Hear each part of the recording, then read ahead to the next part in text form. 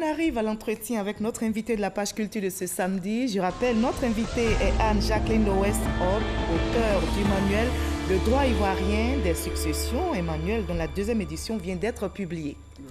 On vous retrouve donc, Madame Jacqueline Oble. En 2 mots, donnez-nous une idée des successions selon le droit ivoirien. Je vous remercie, Madame Ngouran, pour l'occasion que vous me donnez de parler de mon manuel.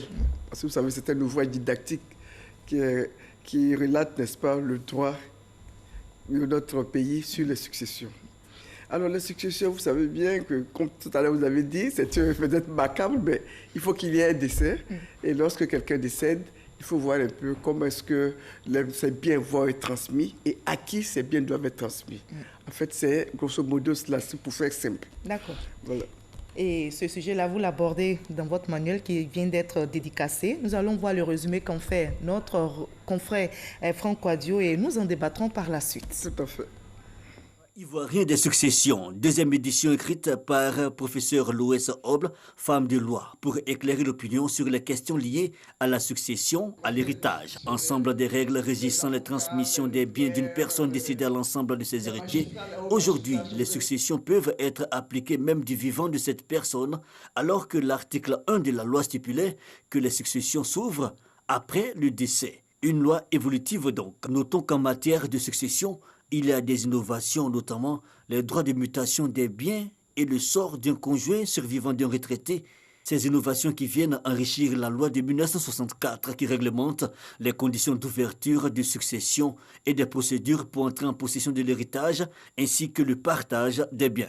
Il faut noter aussi que dans la société ivoirienne, les successions s'appliquent sans distinction de sexe ni de procédure selon l'article 22. Ainsi que les héritiers soient issus de différents mariages, qu'ils soient des enfants naturels simplement ou même des enfants adultérins, ils bénéficient des mêmes droits en matière de succession. Un essai de 370 pages écrit par le professeur de droit Jacqueline Loès-Oble, Le droit ivoirien des successions, est déjà paru dans une première édition.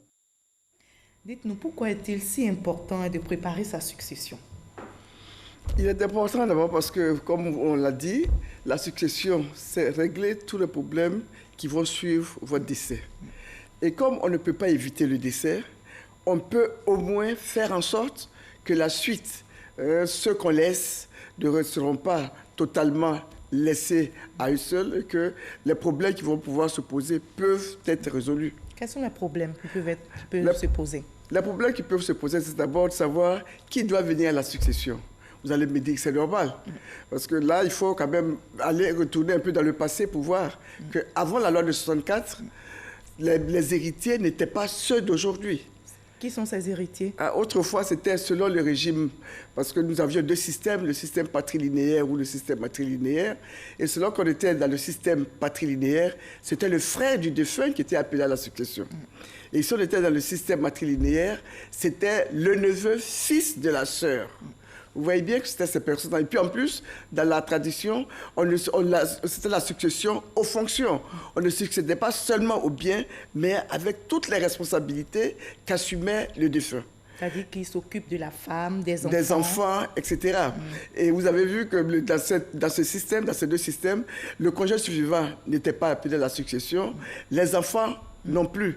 Mais ils n'étaient pas laissés pour compte. Ce n'est pas toujours le cas, parce qu'on a vu aussi des enfants qui n'étaient pas pris en compte, qui étaient délaissés par moment. Bon, ça, ce sont des cas exceptionnels. Mais sinon, dans la tradition même, les enfants étaient pris en compte par l'héritier, n'est-ce pas? Et le conjoint survivant, si c'est la veuve et qu'elle est encore jeune, on pouvait lui trouver un autre mari, et on parle de lévira.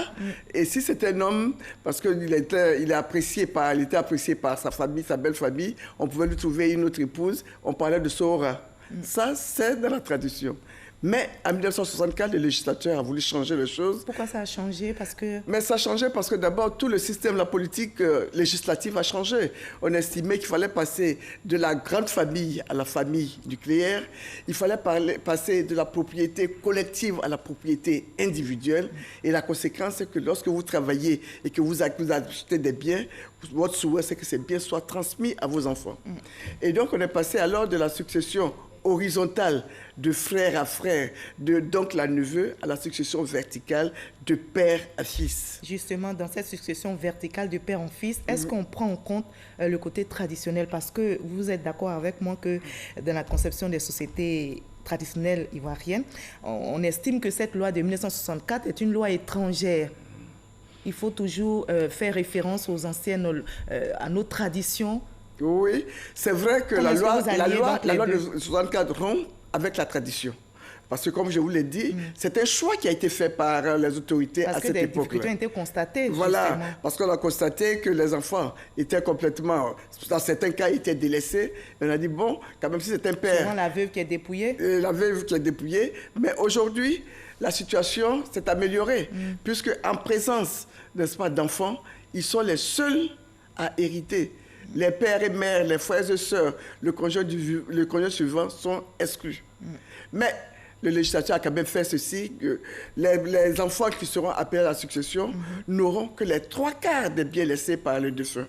Donc il y a un quart dont que le défunt peut utiliser pour allotir certains parents, par exemple ses pères et mères, s'ils lui survivent, ses frères et sœurs, son conjoint survivant.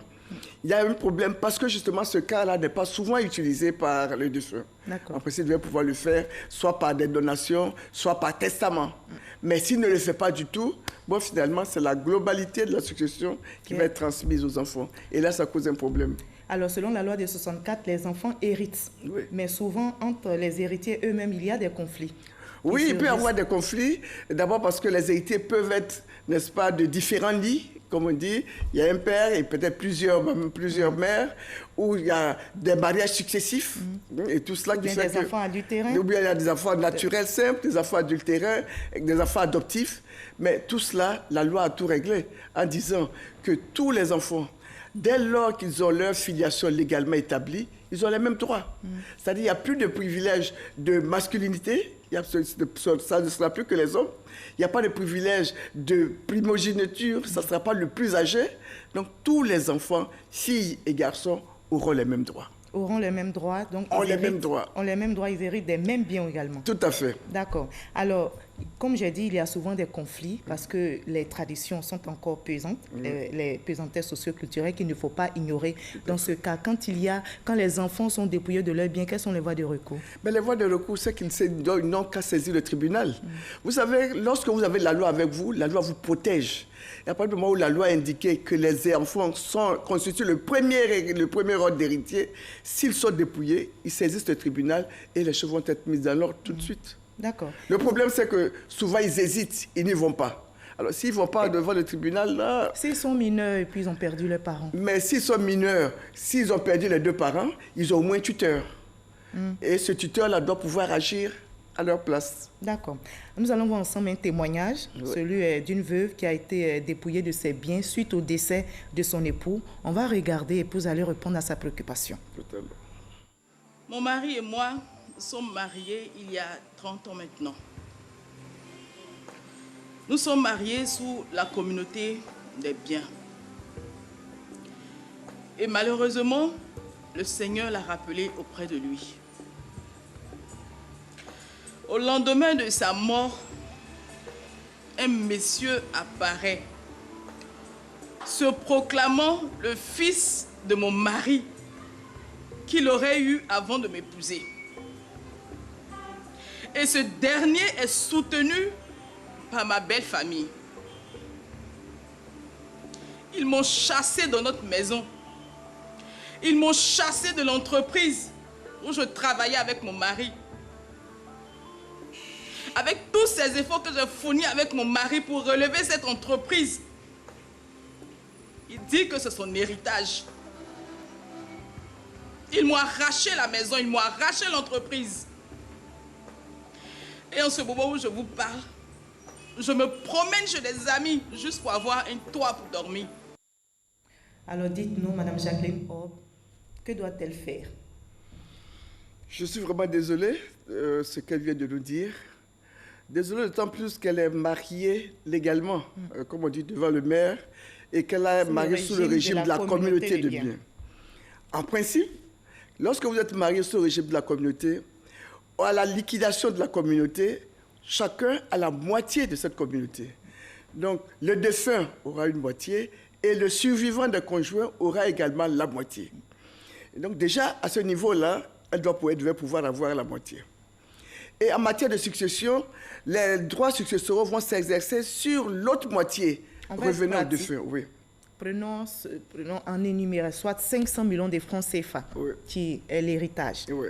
Donc, elle, en tant que conjoint survivante, non, 500 millions de francs, pas dit c'est l'héritage. Disons que le patrimoine laissé, n'est-ce pas, par les époux, c'est 500 millions. Ils sont mariés sur le régime de la communauté de biens. Donc, chacun aura 250 millions. Donc, la moitié du patrimoine.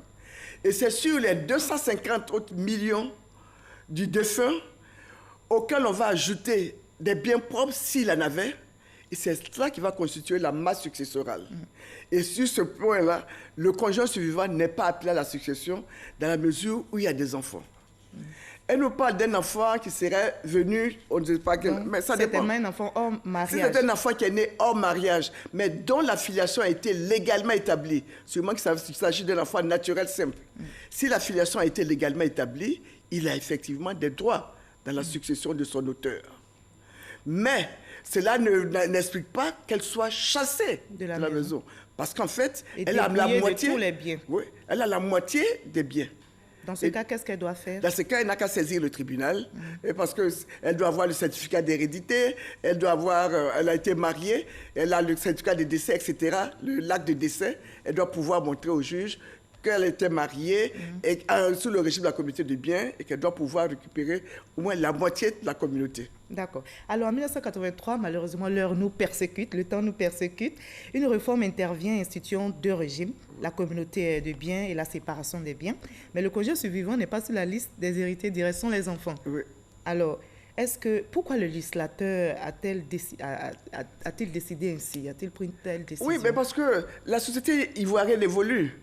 Avant 1983, on n'avait qu'un seul régime. N'y a-t-il pas moyen d'améliorer cela quand même? Oui, on peut améliorer. Tous ceux qui étaient mariés à l'époque étaient mariés sous le régime de la communauté de biens.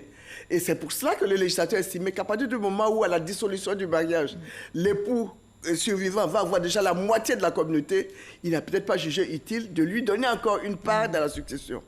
Mais maintenant, à partir du moment où un deuxième régime a été instauré, qui est le régime de la séparation de biens, et lorsque vous êtes marié sur le régime de la séparation de biens, à la dissolution du mariage, vous ne pouvez vous attendre à rien, puisqu'il n'y a pas de communauté à partager. Et c'est à ce moment-là qu'il est vraiment important que le statut du conjoint survivant soit revu. Et vous avez entendu au dernier Conseil des ministres que parmi les projets de loi sur la famille, il y a un projet de loi sur les successions. Et nous pensons que ce projet de loi va vraiment statuer sur la situation du conjoint survivant. Alors, dernière question. Le testament. Vous savez qu'on n'a pas cette culture dans nos sociétés africaines. Et pourtant, vous dites, on doit organiser après sa mort. Oui. J'aime pas trop ce thème, mais il faut quand même organiser après sa mort. Alors, qu'est-ce que vous avez à dire à nous? Oui, je voudrais vraiment appeler nos concitoyens à faire, pour le moment, ce qui concerne le droit positif. Ils ont la possibilité, pour les ascendants, les pères et mères, d'abord de procéder au partage de leurs biens, soit de leurs vivants, en remettant à chacun sa part, parce que là, ils sont les mieux placés pour savoir quelles sont les compétences des uns et des autres, ou le faire dans un testament.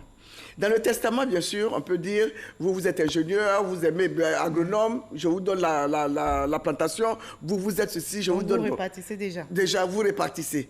Bon, et donc, ça a l'avantage de permettre aux héritiers d'utiliser déjà les biens qu'ils ont, parce que par ce temps difficile, vous savez bien que beaucoup de nos enfants ont fait des études, ne travaillent pas, mais si il faut attendre le décès du père avant d'entrer en possession de sa part et travailler, alors qu'on peut déjà investir, ce serait une bonne chose.